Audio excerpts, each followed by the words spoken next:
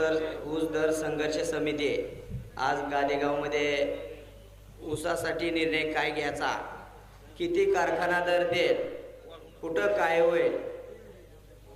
तर भावांनो, आपल्याला कुठल्या पक्षाची गरज नाही।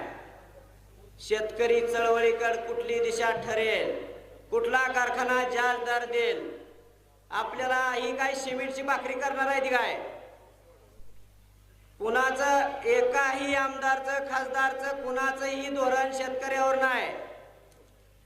स्टिंगची बाटली 20 रुपयाला विकते दया आणि दुधाची बाटली 35 रुपयाला विकते दया। आपलं गडी एवढं उड्या आणते दया, लगा लय मिळला दर, आता लय दर वाढला। काय दर वाढला यांचा? ह्या आठवड्यामध्ये 10-26 पोत 2000च्या आसपास झालंय भावानं। बघा तुम्ही, आपल्याला गोचड चिटकावली ती गोचड पैसे जायचे। कसलं मोदी सरकार आहे आणि कसलं लाडकी बहीण आहे। कुठलंही धोरण योग्य ठरत नाही, अजिबात नाही। कुठला कलेक्टर आमदार खासदार मला सांगा म्हणलाय का, हे पोरा माझा पोरगा आहे तो शेतकरी करतो। कुठल्या खासदाराचा पोरगा बघा तुम्ही शेतकरी शेती करतोय का?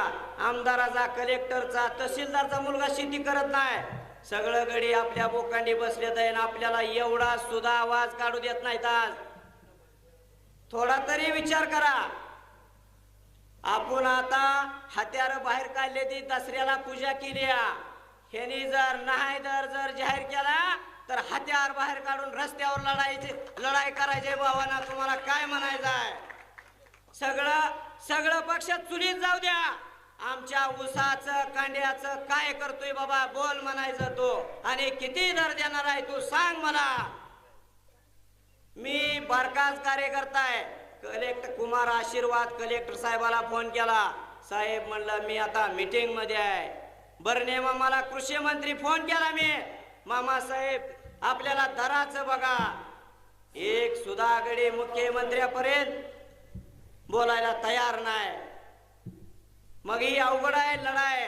तर उद्यापासून जी ऊस दर संघर्ष समिती जी ठरवेल, जे निर्णय घेईल, त्याच्या मागे सर्व गादेगाव असेल, माळशिरस तालुका, पंढरपूर तालुका सगळ्यांनी मिळून, सर्व कार्यकर्त्यांनी मिळून ही ऊसाची लढाई मिळली पाहिजे बाबा। ह्याच्यावर आपल्याला अडकवलेला आहे।